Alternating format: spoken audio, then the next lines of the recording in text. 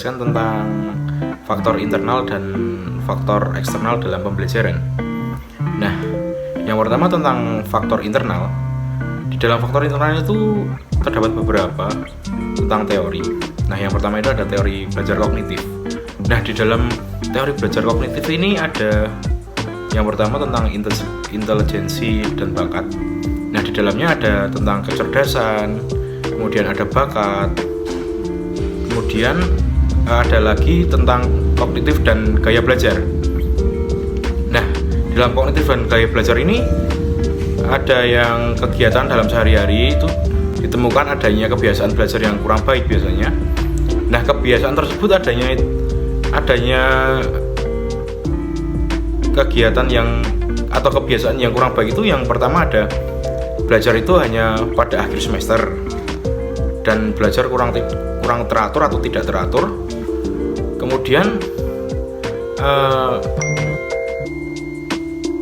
di sekolah itu hanya untuk seperti bergengsi, untuk pamer, seperti itu adalah kebiasaan yang kurang baik yang biasanya ditemukan di sekolah. Nah, kebiasaan-kebiasaan buruk tersebut seringkali ditemukan di kota-kota besar maupun kota-kota kecil pun juga ada yang seperti itu. Bahkan di pedesaan, di sekolah-sekolah pedesaan pun juga ada. Nah, yang kemudian ada tentang kreativitas. Kreativitas belajar merupakan kemampuan untuk menemukan cara-cara bagi pemecahan problem-problem atau pemecahan bagi masalah-masalah dalam situasi belajar tersebut. Nah, dengan kreativitas itu kan apabila siswa ini memiliki kreativitas yang tinggi dalam kegiatan pembelajarannya, maka itu siswa itu memiliki rasa yang ingin tahu yang tinggi dan membuat rasa ingin tahu tentang belajar itu semakin tinggi, dan itu bisa mensupport anak ini memiliki daya ingin tahu tentang belajar itu yang tinggi, dan itu memiliki efek yang baik bagi masa depannya. Kemudian setelah faktor kognitif tadi ada faktor non kognitif. Yang pertama itu tentang ada motivasi. Motivasi itu kan serangkaian usaha untuk menyiapkan kondisi-kondisi tertentu sehingga seseorang itu mau atau ingin melakukan sesuatu yang dia ingin pelajari. Kemudian ada tujuan belajar. Tujuan belajar itu biasanya diartikan tentang perubahan tingkah atau perubahan kondisi setelah individu ini melaksanakan proses belajar. Adanya mungkin pengembangan yang bagus atau mungkin bisa penurunan, atau itu semua tergantung siswanya dan tergantung tentang cara penyampaian guru kepada anak-anaknya atau siswa-siswinya. Kemudian ada kecemasan di sekolah. Nah, faktor kecemasan di sekolah ini seperti kecemasan, contohnya seperti anak yang takut akan pelajaran matematika.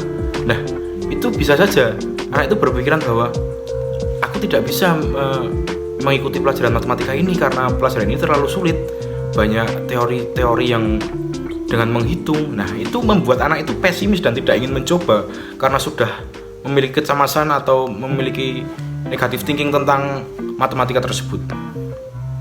Kemudian ada minat. Nah, minat ini kan kecenderungan di dalam diri seorang individu muridnya itu. Nah, dia itu berminat atau tidak mengikuti pembelajaran tersebut. Nah, hal-hal ini kecenderungan dan kecenderungannya itu terhadap keinginan terhadap sesuatu. Jadi minat itu minat untuk mempelajari sesuatu seperti itu. Nah, kemudian kita masuk ke faktor eksternal. Nah, faktor eksternal dalam pembelajaran itu antara lain ada dari keluarga. Keluarga itu pendidikan dasar. Sejak anak-anak itu keluarga sudah pasti mengajarkan bagaimana cara sopan santun, bagaimana cara menghargai orang. Itu dari keluarga itu sudah ada. Jadi keluarga itu adalah pendidikan dasar seperti itu.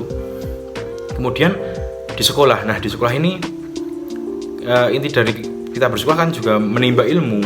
Jadi di sekolah itu kita kembangkan bagaimana kita mendapat pendidikan di rumah tadi, kemudian di sekolah kita kembangkan dengan belajar, dengan ya memahami ilmu-ilmu yang diberikan oleh guru.